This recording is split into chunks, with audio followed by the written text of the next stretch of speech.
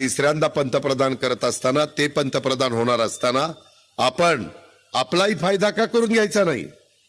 मी विकासाची कामं करण्याच्या करता महायुतीत गेलोय. मी सत्तेला आपापलेला माणूस नाहीये.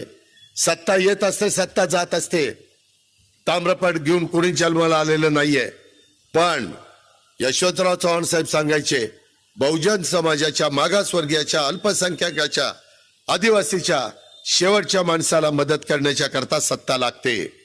सत्ता नसेल, आपण विरोधी पक्षात असू तर आपण आंदोलन करू शकतो, मोर्चे काढू शकतो, उपोषण करू शकतो, भाषण करू शकतो. ह्याच्या उपर काय?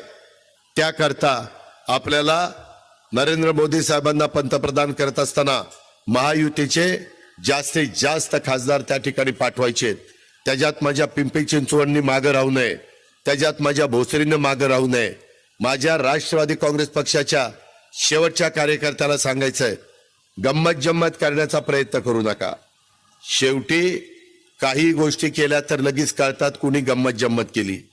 तुम्ही गंमत जम्मत केली तर मी तुमचा बंदोबस्त करीन. तसं माझ्यावर वेळ येऊन देऊ नका. त्याच्यामधनं आपण मॅच फिक्सिंग करायचं नाही. आपण इमानइतबारे काम करायचं.